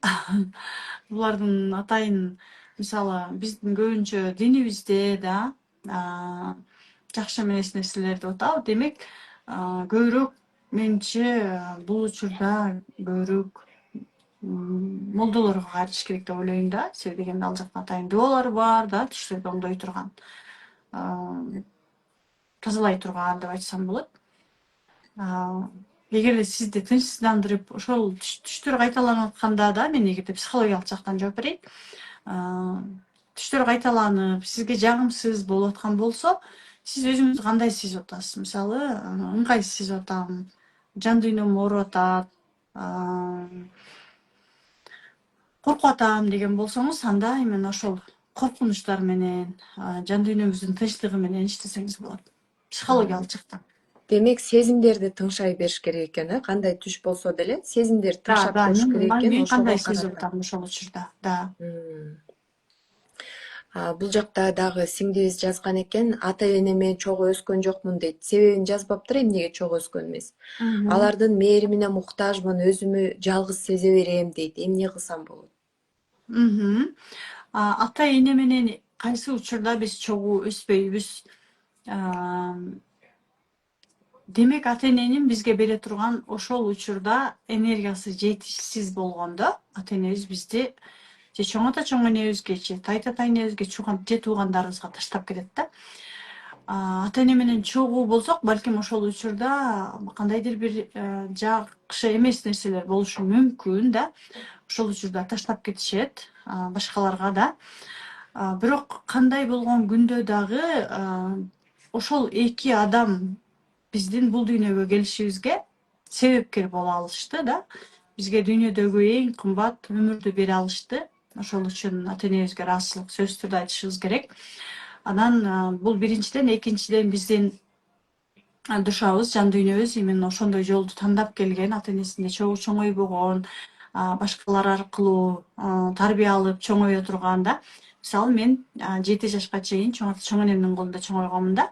Анан мени баккан эмессиңер, тигинткен эмессиңер деп таарынып жүргөн учурларым да болгон. Себеби дегенде ата эне менен жакын боло алган эмесмин. Бирок кийин ойлоп көрсөм, мен 4 адамдын тарбиясын көрүп чоңоюп турмун да. Чоң атамдын, чоң энемдин, атамдын, энемдин, кийин алардын өздөрүнүн колуна келгем. 4 адамдын 4 түрдүү тарбиясын көргөндө адам андан бетер акылдуу, андан бетер мындай көп нерсени түшүнөт экенсиң да. Мен ошол сиздин жан дүйнөңүз ушундай жолду тандадыбы, ушундай тарбияны тандадыбы, ошону кабыл алган сайын сиз өзүңүзгө алдыга кеткен оңой болот. Анан энергияңызды дагы капачылык таарынычтарга кетирбейсиз. Бул экинчиден да. Үчүнчүдөн практикалардын жардамы менен деле ата эненин энергиясын алса болот, ата эненин мээримин алса болот, сезсе болот. Азыр деле ата энеңиз болсо, азыр деле байланышып, азыр деле улантып кетсеңиз болот. Бул жакта көбүнчө эле айымдар ушу мамиле тууралуу көбүрөөк сурашат экен. Алдыда жакшы сонун жооп берди Заткан эжекебиз. Анан көбүнчөсүнө акча тууралуу да көп суроолор бар экен. Акча булагын кантип ачса болот деп. Демек жанагы выгода, вторичная выгода жагын издеп, ошону табуу менен иштеш керек экен, менин түшүнүгүмдө. Алдыда жооп алдык. Акчаны ачыш үчүн, кредиттерден, карыздардан кутулуш үчүн ошондо күнөөлүү сезимдерден арылыш керек экен демек. Туурабы? Да, акча булагын ачуу деп айтып атпайбызбы да, чындыгында энергиябызды алып аткан көп нерселер менен иштей бергенде эле жанагы күнөөлүү сезим, капачылык, таарыныч, чыкпаган эмоциялар, тыюулар, акчага тиешелүү ата энебизден кандай сөздөрдү укканбыз, алар дайыма акча жок дей берсе, ал жөнүндө дагы иштешибиз керек да. Акчага тоскоол болгон блоктор менен биринчи кезекте иштөөбүз керек. Экинчи кезекте энергия бул акча деп атпайбызбы да. Биз ата энебизге көбүрөөк ыраазычылык айтып, ата эне тегибизге, ата тегибизге, эне тегибизге көбүрөөк ыраазычылык айтып, анан алдыга карай максаттарды көбүрөөк койгондо анан бизде көбүрөөк энергия пайда болот. Анан мен кээде ушинтип ата тег, эне тег дегенде эле көпчүлүк айта беришет да, сен эмнеге эле ата эне тег дей бересиң, Аллахты эмне кылабыз депчи. Аллах деген бар да депчи. Аллах бизге ошол ата эне аркылуу анан бизге бул жашоону берип атпайбы да. Ошол сыяктуу эле Аллахым бизге ата эне аркылуу берет да энергияны дагы. Биз өзүбүз эле түз эле эмес, именно ошол ата энебиз аркылуу. Анткени биздин денебизде, баардык жашообузда биздин ата энебиз аябай чоң таасирин тийгизгендей эле, ата энебизге канчалык ыраазычылык айткан сайын бул ата эненин аркасында ким бар? Албетте Аллахым бар. Ата энеге көбүрөөк ыраазычылык айтып, Аллахымга ыраазычылык айтсак эле биздин энергиябыз көбөйөт. Биз айтпайбыз да, биз жалкообуз, өзүмө эчтегибиз келбейт. Күтө беребиз, мага уктап атсам эле бир күнү менин жашоомо чудо келип калат деп эле күтө беребиз. Эң жаман нерсе ушул ожидание да. Ал үчүн иштөө керек, аракет кылуу керек. Кантип плюска чыгабыз деген бул жакта суроолор болгон экен. Мынакей сонун жооп болду окшойт. Кантип плюска чыгабыз, Адам өзүнүн үстүнөн иштеш керек экен, изилдеш керек экен, талыкпаш керек экен. Анан ушул жерде дагы сурап атышат да, Азаткан эже. Адам ички мотивациясын кантип ойготот? Мисалы үчүн мен жалкоолоно берем, максат койсом дагы ошогондой кадам таштабай отура берем. Ички мотивациямды кантип ойготом, эмне кантип табам мотивациямды деп атышат да. Кандай багыт бере аласыз? Да, бул аябай көп адамдардын суроосу болсо керек. Мен өзүмдү дагы айта алам. Мен чындыгында менде дагы жалкоолук аябай көп болот. Мен дагы көп уктаганды, көп эс алганды жакшы көргөн адаммын. Бул нерсе менен мен өзүм дагы аябай көп кездешем, беттешем да. Анан ошол учурда өзүмө психологияны жакшы билип окуп келе жаткандыктан дайыма изденем да. Ошол жерден дагы бир пайдалык алгым келет. Мисалы тургум келбейт, уйкум келет, жасагым келбейт. Ошол учурда өзүмө суроо берем да, сен эмне үчүн мындай кылгың келет деп. Анан жалкоолонгонго дагы өзүбүзгө уруксат беришибиз керек. Себеби дегенде жалкоолонгон бул эс алгандын эле бир түрү деп ойлойбуз да. Мисалы биз бала кезибизде мен аябай ойногонду жакшы көргөн кыз болгом да.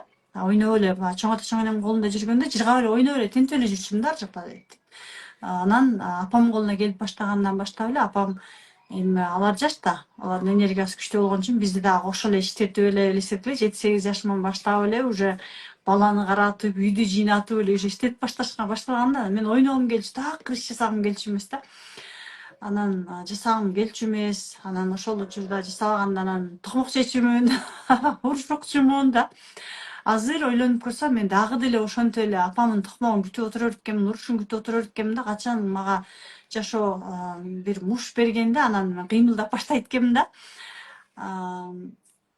Анан азыр өзүмө эми чоңойдум да. Жашым канчага келип калды. Дагы деле ошол бала чактагы программа менен жашай берет экенмин да. Анан апам качан урушса, апам тур дейт, деп айтат деп. Анан өзүм уруксат берем азыр. Уйкум келип атабы, 2-3 күн, 4 күн, 5 күн эчтеке жасабай да койгон учурларым болот. Эч нерсе каалабай айтсам, ошону прям мындайча айтканда жалкоолукка өзүмдүн курсагымды тойгозом. Жаткым келип атабы, жата берем, жасагым келбей атабы, жасабайм. Мейли жаткым келип атабы, мейли жата бер дейм. Себеби дегенде мен чоң ата чоң эненин колунда деп эки жактан тарбия деп атпайм, экөөнү көп салыштырам да. Чоң энемин үйүнө барганда өлө жумуш жасачумун да. Анан экөөнү салыштырам. Көрсө, адамды эркине койгондо ал адам ошо жалкоолугуна тойгондо анан жумушту өзү эле кылып баштайт экен, мотивация өзү эле келет экен да. Чоң энемдин үйүнө барганда эмне кылчу чоң энем мени? Чоң энем мындай кылчу да.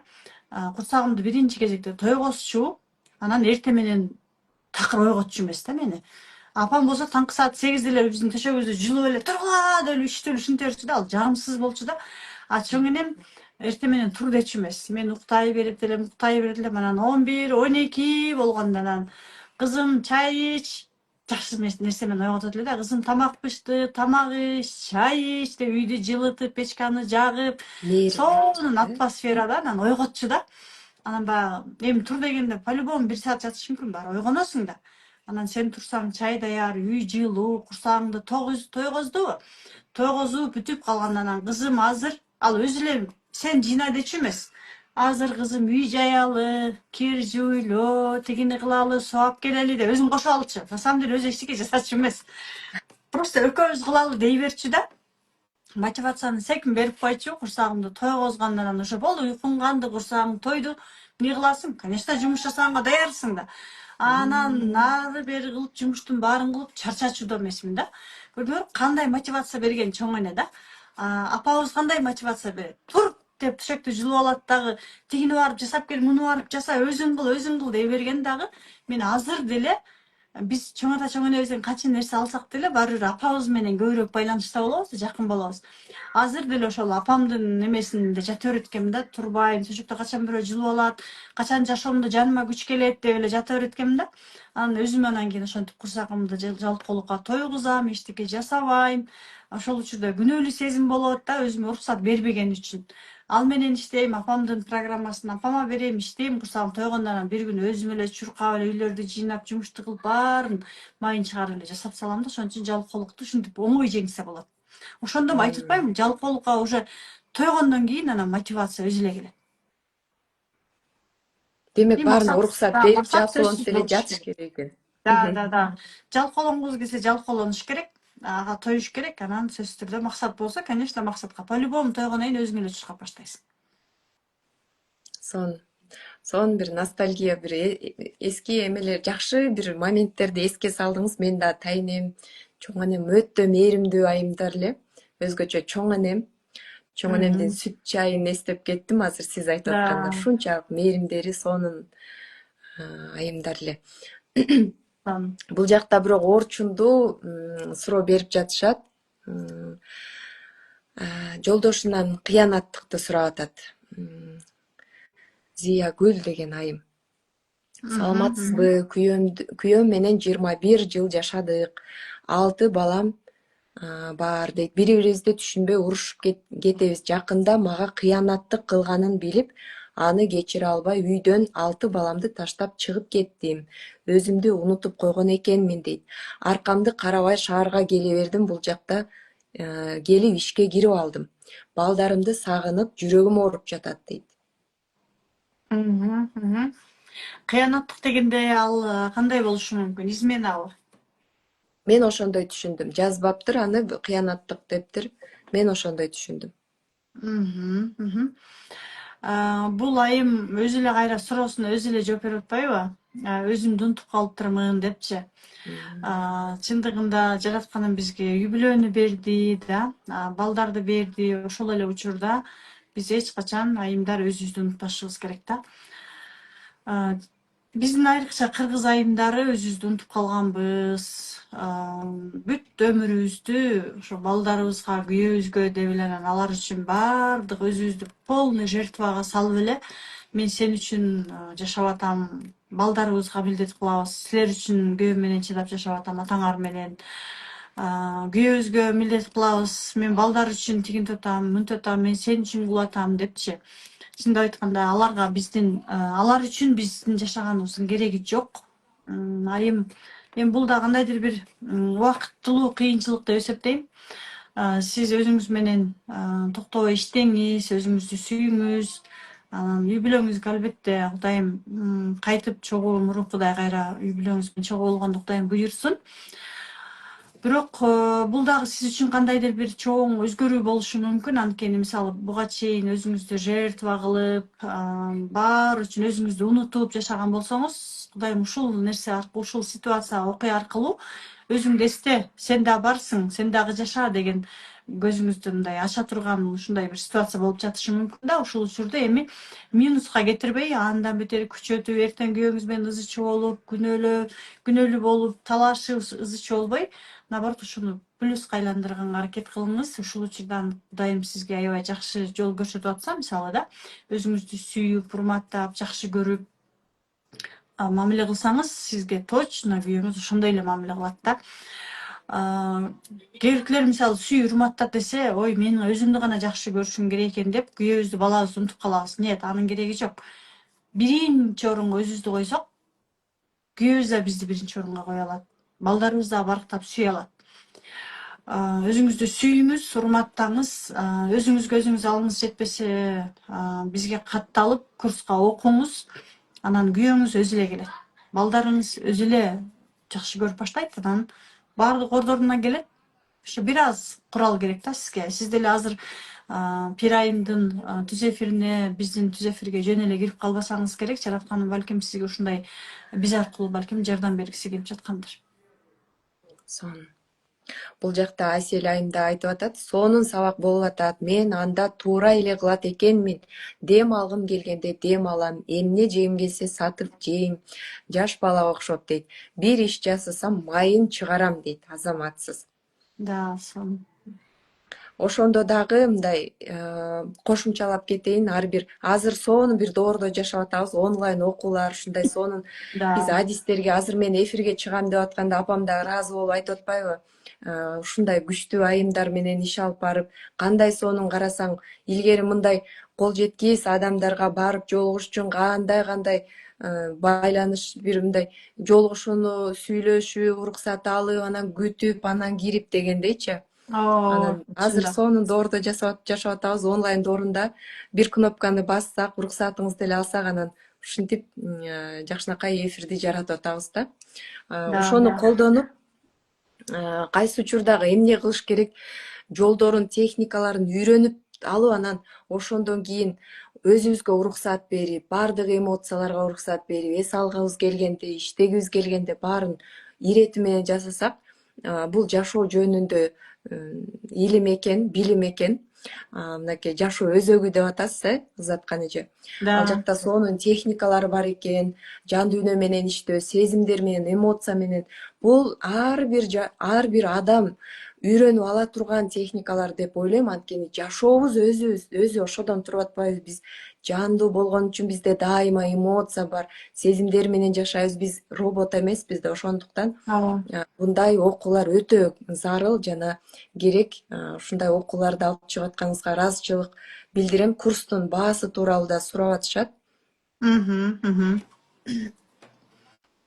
Биринчи сентябрда баштала турган жаш өзү курстун баасы болгону эле 1000 сом, 30 күн бою болот. 5 күн бою күндө эртең менен таңкы саат 5те мен өзүм туруп, ал жактан техникаларды берип, сиздер менен 1 саат бою 5тен 6га чейин иштейбиз. 5 күн бою иштесек, 2 күн сиздерге тапшырма беребиз. Жума сайын среда күндөрү мен өзүм чыгып, ал жактан 2 саат бою сиздердин сурооңуздарга жооп берип, сиздер менен түз эфирде өзүм болом. Ар бир суроого жооп берем. Даяр эле мындай жазылган сабактарды берип койбойбуз, жандуу иштешебиз. Анан менин именно ошол курстарымда окуп, аябай сонун результаттарды жараткан менин куратор кыздарым бар. Алар дагы сиздерге жардам берип, сурооңуздарга жооп берип, сиздер менен дайыма биргеликте болобуз, биз чогулуп барабыз. Анан чындыгында бул курстан кийин сиздердин жашооңуздар до и после болуп по-любому өзгөрөт. Анткени мен дагы жашоомдо аябай көп кыйынчылыктарды өткөн учурда бир китепти окуп калдым да. Анан бул методикага чейин болчу ал китеп. Анан ушунчалык жашоомду өзгөрткүм келди. Аябай жертва абалым, жашоом эми ушунчалык каша да. Анан ошо эртең менен таңкы саат 5те туруп, намаз окучумун анда. Азыр намаз окуйм, себеби дегенде баягы бир күн окубай чарчап каласың да, анан күнөө бир сезимдерге батып кетем да менчи. Намаз мен оюнчук кылгым келбейт. Окуганда дайыма окугум келет дагы. Анан эртең менен туруп, жаратканыма ыраазычылык айтып, намаз окуп, медитацияларды жасап, максаттарды жазып, суу ичип, чуркап ушинчүмүн да. Анан 30 күн, кээде 60, кээде бир 2-3 ай катарынан жасаганымда эле жазылган максаттарым акырынан ишке ашып баштачу да. Анан каршылык деген бизде сопротивлениеде аябай иштейт да. Анан жумуштарым өлө көбөйүп, баягы айткан максаттарым көп эле ишке ашып эле вообще бошобой калчумун, анда бизнес кылчумун. Анан тура албай калчумун да. Ошондуктан кичине болсо дагы 30 күн болсо дагы сиздерге кандайдыр бир багыт көрсөтүп, колумдан келген билимим менен аз да болсо бөлүшүп, бир сааттын ичинде аябай көп нерсени жасаса болот. Анан тем более эртең менен саат 5те биздин эмне үчүн кээклер айтты, эмне үчүн таңкы саат 5те, кечки саат 7те болбойбу деп. Нет, эртең менен саат 5те биз баягы жаңы уйкудан турган кезде биздин подсознаниябыз ачык болот. 5тен 6га чейин подсознание ачык болот. Айымдардыкы көбүрөөк, эркектердики 4тен 5ке чейин ачык болот экен да. И ошол учурда биз программаны подсознанияга именно киргизебиз, иштейбиз. Күндө подсознание менен иштей бергенде анан ошол максаттар бизге кээбиркилер ойлошу мүмкүн, бир айда эле мен жашам. Нет. Ошол сиздин жазылган максаттарыңыз 1 жылдан кийин ишке ашышы мүмкүн, 1 айдан кийин ишке ашышы мүмкүн, 2 жылдан кийин ишке ашышы мүмкүн. Качан гана сиз даяр болгондо ишке ашып баштайт. Ошон үчүн бул сабакты мен үчүн бул сабак аябай баалуу сабак. Анткени мен өзүмдүн жашоомду, ошондо жазылган максаттарымды мен азыр дагы көрүп алып таң калам. Бардыгы ишке ашкан. Бүт баары ишке ашкан да. Ошон үчүн өзүңүздүн жүрөгүңүз каалаган максатыңыз менен ушул сабакка катышсаңыздар болот. Тем более баасы 30 күнгө, 30 миң сомду 30 күнгө бөлгөндө 30 сом да. Биз бир риз чыгарып атпайбызбы? 33 сом менен жашоомду өзгөрткүм келеби депчи. Туура. Себеби дегенде күндө бөлүп келгенде 33 сомдон эле түшөт. Азыр 30 сомго эмне келет да, даже 1 килограмм туз келсе келет, келбесе жок да. Ошон үчүн аябай сонун мүмкүнчүлүктөр, ушундай мүмкүнчүлүктөрдү пайдаланыңыздар деп сунуштамакмын. Анан менин баракчама катталып жазсаңыздар, кодовое слово Пери деп жазсаңыздар, сиздерге мини-курс белекеде аласыздар, акысыз. Чоң рахмат. Менин катталуучуларыма дагы сонун мүмкүнчүлүк берип атканыңызга ыраазычылык билдирем, Заткан эжеке. Алдыда мына бүт эле сезимдер, мамиле тууралуу ар түрдүү формада, бирок ошондой эле иретте суроо берип жатасыздар. Алдыда Заткан эжекебиз жооп берди бир катар. Анан дагы тереңдеп иштеймин десеңиздер, Заткан эжекебиздин сонун 1000 сомдон эле турган сабагы бар экен. Чынында жалпы элдин шартына ылайыктап ушундай арзан, бирок өтө маанилүү, өтө терең, адамдын жан дүйнөсүн тазалап өзгөртө турган сонун сабакты даярдап чыгарып койгонуңузга сизге ыраазычылык билдиребиз.